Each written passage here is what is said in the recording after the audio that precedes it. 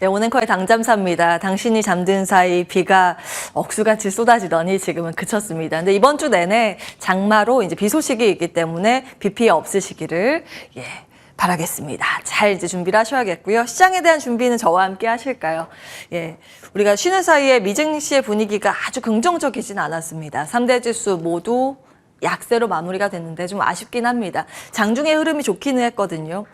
나스닥 지수가 한 1%의 상승세를 시현하기도 했었는데 그 힘은 노동부의 고용 데이터였습니다. 지난주 금요일에 말씀드린 것처럼 ADP 민간 고용이 쇼크 수준으로 나왔는데 ADP는 신뢰도가 높지 않기 때문에 노동부에서 발표하는 고용지표가 더 중요합니다. 말씀을 드렸죠. 격차가 굉장히 큽니다. 같은 6월 비농업 신규 일자리 수인데 ADP 민간 고용에서는 거의 50만 자리 추가로 생겼고 이번에 노동부가 발표한 건 21만 건 정도가 추가로 생겼습니다. 이게 쇼크였고 이거는 그래도 안정세.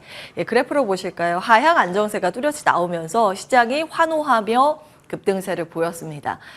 그런데 지금 중요한 게 이 노동부의 지표가 아니다. 그것보다 인플레이션 데이터 CPI가 더 중요하다라는 코멘트가 여기저기서 나오면서 그러면 아직 긴장의 끈을 놓칠 수 없는데 이번 주 12일에 발표 예정인 CPI의 시선이 집중이 되면서 차익 매물 출회 그리고 회피 매물이 나오며 모두 상승폭을 반납하며 마이너스로 마무리가 됐습니다. 종목별 반응 보시면 고용지표가 그래도 둔화된 흐름이 나오자 그나마 환율이 괜찮았거든요. 달러가 약세로 전환이 됐습니다. 달러의 약세는 원자재는 달러로 구매해야 되기 때문에 달러의 약세 이퀄 원자재의 강세로 이어집니다. 공식이죠. 그러면서 이 에너지 가격, WTI 등의 이제 유가 상승이었고 그 비료나 구리, 알루미늄 등의 원자재가 강세 흐름을 보이면서 같은 테마주가 강세 흐름을 보였습니다. 반면에 고용이 둔화되니 일반 소비자들이 지갑을 다시 닫겠구나라는 우려감 때문에 소비재가 좀 약한 모습이었습니다. 전기차 안에선 테슬라가 좀 쉬어갔지만 리비안 8거래일 연속 상승 랠리 이어갔고요. 웨드부시의 목표가 상향 조정에 힘을 입어서 무려 14% 이상 급등세를 시현했습니다. 중국 ADR도 강세 흐름을 보였는데 아이러니합니다. 중국 정부 금융당국에서 엔투그룹에 벌금 세게 부과했는데 이걸로 이제 마무리가 되겠구나. 걱정했었는데 차라리 잘 됐다.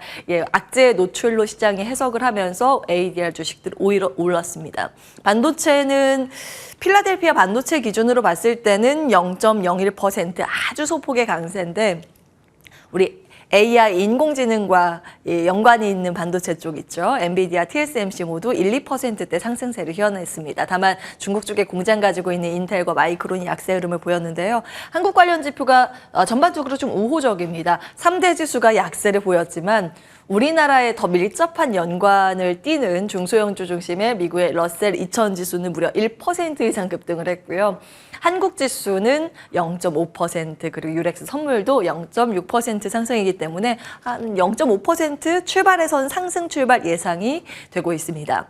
이번 주에서 미국에서는 가장 중요한 두 가지 이슈는 첫 번째 물가 지표 앞서 말씀드린 부분이고 두 번째는 미국도 이제 어닝 시즌 본격적으로 시작을 합니다. 우리나라는 삼성전자, LG전자가 스타트를 끊는 데 반해서 미국에서는 이런 금융주가 그 스타트를 끊는데요. 여기에 이제 시장이 집중할 것으로 보입니다. CPI는 근원이 계속 문제긴 합니다. 헤드라인은 3%대로 그래도 이제 안정적으로 나올 것이라고 예측은 되고 있는데 변동성이 큰 에너지, 푸드, 음식료 쪽을 제외한 나머지 쪽이 여전히 이제 5%대이기 때문에 그 집값이 좀 잡혀야 되는데 안 잡혀서 그에 대한 부담 그렇기 때문에 시장은 수요일 우리 시간 밤에 발표될 이 지수를 확인하고자 하는 욕구가 클 가능성 그 전까지는 눈치를 볼 가능성이 높다라고 해석을 하고 있습니다. 자리 옮겨서 국내 이슈들 정리해 보겠습니다.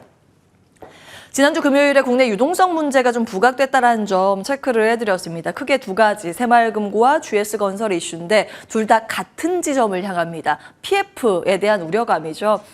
새마을금고 쪽에서는 그래도 그때 이제 말씀을 드렸지만 정부가 바로 그 한도인 5천억 원 넘어가도 다 예금자 보장을 해주겠다라는 특단의 조치를 바로 내서인지 그 당일 금요일에 인출 규모 처음으로 감소로 전환되면서 이 총력 진화의 자금 이탈이 줄었다라는 그런 이 기사가 추가되고 있습니다. 제 예치가 한 3천 건 됐다고 합니다.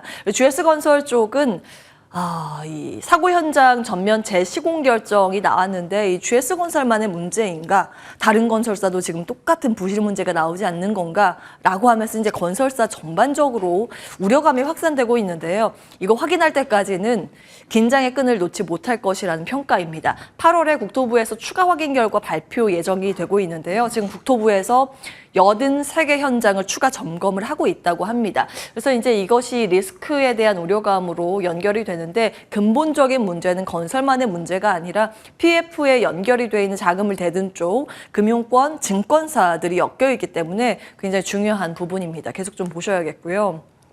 새마을금고 우려 관련해서 레포트가 나와서 정리를 해드리겠습니다. 한 줄로 간략하게 말씀드리면 작은 이슈는 아니지만 시장에 경제 위기를 이끌 만한 시스템 리스크까지 될 만한 그런 큰 사안은 아닐 가능성이 높다라는 데 목소리가 모아지고 있습니다. 새마을금고의 자산과 대출인데 자산의 거의 한 절반 정도 대출 차지하고 그 안에서도 기업 대출이 차지하는 비중이 좀 높죠. 연체가 한 6% 정도로 잡히고 있는 상황이고요. 지난번에 목요일에 코스닥 시장이 급락했던 이유가 새마을금고가 자금을 일단 확보해야 하기 때문에 먼저 채권을 팔았다라는 건 기사화가 됐습니다. 채권 팔자 지급 준비를 해야 하는 금액이 또 있기 때문에 이런 가지고 있던 주식을 팔았을 가능성이 높다 하면서 코스닥 시장이 이제 급락에 대한 해석을 그렇게 맞춰서 했었는데요. 주식 매도 압력을 가할 정도의 규모를 보면 이 가지고 있는 지분은 약 7천억 원이라고 추산이 됩니다. 소규모는 아니지만 전체 시장 방향을 끌어내릴 만한 그 영향력 있는 수치는 아니라고 유진투자증권에서는 이야기하고 있습니다. 자, 기업 대출 부분이 이제 면밀히 들여다 보셔야 할 내용인데요. 이 부분 안에서도 자영업자의 비중이 이제 높을 가능성이 높은 상황입니다. 새마을금고를 포함해서 국내 전체의 자영업자 대출이 점점 증가하고 있는 추세이고 금액 자체가 적지는 않죠.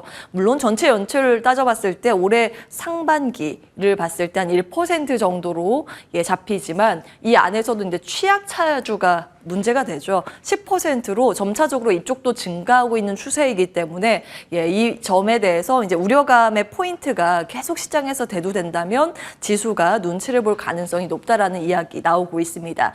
사실상 외국 여건도 좋지는 않죠. 지금 금리 부담감이 늘어나고 있기 때문에 진정되기까지는 시간이 어느 정도 필요한 상황이라는 평가는 거의 공통적으로 증권사에서 내고 있습니다. 다만 앞서 말씀드린 것처럼 시스템 리스크까지 전이될 가능성은 그 걱정은 지금 상황에서는 이르다는 평가입니다.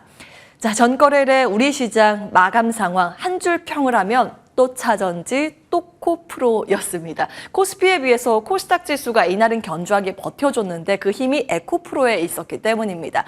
에코프로가 95만 원 찍으면서 종가를 형성했죠. 이제 100만 원 초읽기 들어간 상황인데 그 힘으로 인해서 코스닥 지수는 60일 이동평균선 지지받으면서 마무리가 됐습니다. 다만 코스피 같은 경우에는 삼성전자 실적 발표 이후에 그것을 이제 빌미로 차익 매물 출회가 나타나면서 지수 자체도 같이 무너졌는데요. 그러면서 60일 이동평균선 일단 1차 라인은 무너지면서 종가를 썼습니다. 다음 지지를 받아야 할 구간이 120일 이동평균선인데 2,495선입니다. 그러나 이 근처로 가면 저가 매수세가 다시 나타날 가능성이 높다라는 증권가 분석이 있기 때문에 같이 지수들 체크해 보시면서 흐름들, 상황들 살펴보시면 되겠고요. 사실 이제 대응하기 난이도가 좀 높은 시장 상황이죠. 계속해서 속된 표현으로 1등만 가는 장세, 그 섹터 내에서도 1등 기업, 에코프로 그룹이나 포스코 그룹, 이 바이오 쪽에서는 메지온 독보적인 상승이죠. 그리고 AI 의료 쪽에 루닛 등의 몇몇 종목에 그 수급이 집중되는 현상이 이어지고 있습니다. 그리고 삼성전자 등의 이제 반도체를 보유하고 계신 분들은 앞서서 이제 이 일정을 같이 체크를 해보셔야 되는데요. 지난주에 발표된 삼성전자는 잠정 실적입니다. 전체 그 금액만 발표가 되는 거고 7월 27일에 이때 이제 세부 사업부별 실적이 공개가 되면서 그 이후에 10시 IR 때 코멘트를 같이 발표하는데요. 그때 뭐 감산카드라던가 HBM의 투자 등등 시장이 원하는 키워드가 나온지 여부에 따라서 반도체 섹터 자체에 변동성 가능성이 있기 때문에 참고해 보시면 되겠습니다. 최근 들어서 시장이 어떤 종목이 강하고 약한가를 계속 좀 체크해 드리고 있는데 그에 대한 그 대응력을 좀 높여가기 위함입니다. 쭉 한번 보시고요. 어떤 이슈가 나왔을 때 주가 반응이 쏠리는지, 어떤 이슈가 나왔을 때 특히 이제 부진한 종목들이 나오는지 이것들을 잘 정리해 놓으셔야 다음에 똑같은 이슈가 나왔을 때 빠르게 대응을 할 수 있기 때문입니다. 자, 에코프로의 수급이 몰리는 3가지 이유 지난주에 다 정리해 드렸습니다. 다시 한번 좀 체크해 드리는데요. 첫 번째는 쇼커버링 추정 물량입니다. 한 주 동안 에코프로 쪽에 외국인의 순매수가 4천억 원 이상 포착됐습니다. 이 부분 안에서도 공매도를 청산하면서 이 주식을 사야 하기 때문에 그 물량이 포함됐을 가능성 시장에서 언급이 되고 있고요. 두 번째, ETF죠. 기습 상장입니다. 사실 일정이 없었는데 갑자기 상장이 돼서 시장에서 주목을 크게 받았는데요. 삼성 자산운용에서 2가지 ETF 상장을 지난주 4일에 했습니다. 포함되어 있는 걸 보시면 그동안 2차 전지 배터리, 전기차 ETF랑 좀 결이 다르게 여기에는 양극재의 한 70% 80% 집중적으로 투자할 수 있을 만한 ETF를 선보인 겁니다. 포스코 퓨처엠과 에코프로 비중이 높죠. 그래서 지난주에 주가 반응이 이 두 종목에 집중된 것을 확인해 보실 수 있고요. 이와 함께 2배짜리 레버리지 같이 발표를 한 거고요. 또 일정 하나 추가됩니다. 미래에셋 자산운용에서 이번 주 13일에 이 새로운 ETF 상장 예정인데요. 포함되어 있는 종목 구성 같이 보셔야겠죠. 에코프로, 포스코 홀릭스 마찬가지로 비중이 높은 두 종목이고요. 에코프로 BM과 LG화학 등이 있습니다. 그리고 세 번째 이슈는 MSCI 편입 후보이기 때문인데 막강한 후보로 에코프로가 지목되고 있습니다. 지난 5일에 정리해드렸는데요. 지금 상황에서 시가총액이 큰 무리 없이 급락하지 않는다고 한다면 에코프로는 거의 기정사실화 편입 가능성이 높다고 하고 있고요. 한화오션과 JYP 엔터테인먼트도 후보군 중에 하나입니다. 그리고 지금보다 시가총액이 한 조금만 더 올라가면 현대 로템도 후보군 그 권에 진입을 하게 되고 현대 오토에버나 CS윈드 금양도 후순위긴 합니다. 그런데 아직은 한 20% 정도 이 두 종목은 더 올라줘야 가능 종목으로 진입을 합니다.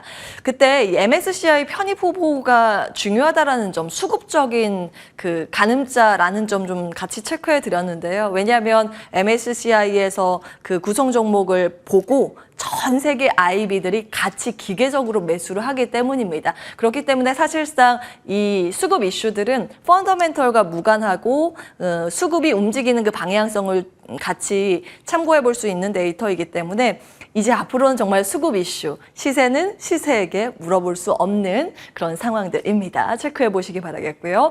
전거래일에 우리 시장에서 주목을 받았었던 섹터들, 테마 종목들 기입을 해봤습니다. 조선과 기자재 쪽 한화오션 수상함 두 척 건조공산 신설 검토 소식이 더 추가적으로 더해지면서 한화오션이 급등을 했고요. 엔진, 기자재 쪽. HXD 엔진 4% 강세 같이 나왔습니다. 우크라이나 재건 테마도 강세 흐름을 보였는데 이번 주 일정이 있습니다. 잠시 후에 체크를 해드릴 거고요. 리튬 테마 움직임 흐름. 스레드 주말 사이에 하신 분들 많이 계실 것 같은데요. 확실히 페이스북, 메타는 메타죠.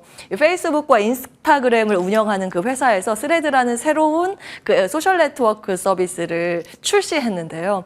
인스타그램에 연동해서 쓸 수 있기 때문에 따로 가입 절차가 필요 없습니다. 그래서 굉장히 많은 사람들이 지금 이용을 하고 있다고 합니다. 거의 1억 명 돌파 초읽기에 지금 들어갔다고 하는데요.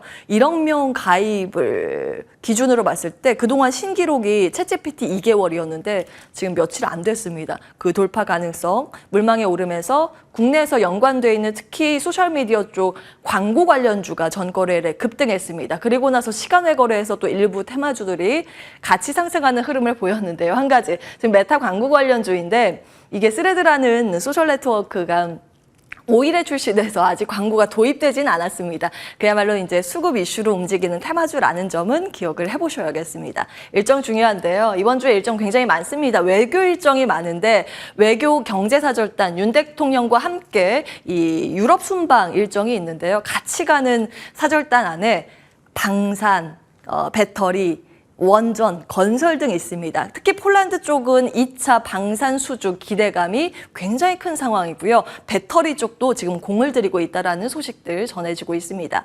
그 밖에 엔터, 우크라이나 재건 테마 관련해서 볼만한 부분들, 배터리, 실적 발표 있고요. AI나 여러 가지 좀 있습니다. 같이 기억을 해보시면 되겠습니다. 이게 여기까지 한번 볼까요? SKC가 ISC를 품었다는 이제 투자를 확정지었다는 소식이 어제 전거래를 장마치고 나왔습니다. 기업 개요 썼고요. ISC가 이제 반도체 후공정 테스트용 소켓 기업인데 이쪽에 이제 투자를 하기로 결정을 한 거죠. 인수 규모 나와 있고요. 그 시장에 우려가 좀 한편 존재합니다. 기술 유출 우려로 인해서 기존 ISC가 가지고 있는 그 고객사 이탈 우려가 있습니다. 그런데 지금 삼성증권에서는 그 우려감 가질 필요가 없다. 왜냐하면 기술 유출 필요 없이 다른 SK 그 납품처의 경쟁사에도 공급을 하고 있기 때문이고, 특히 ISC 같은 경우에는 대체할 수 있는 경쟁력을 가지고 있는 기업이 많지 않기 때문에 시장 성장성에 오히려 주목을 해야 한다라는 그런 이야기 있습니다. 어쨌든 SKC가 이제 기업 가치 평가를 한 게 1조 1,500억 원 정도가 되는데 전거래일 종가 기준 시총이랑 했을 때 룸이 한 15% 정도는 됩니다. 주가의 반응이 어떨까요? 궁금해집니다. 잠시 후에 개장 중계하면서 같이 체크해 보도록 하겠습니다. 온앵커의 당잠사였습니다.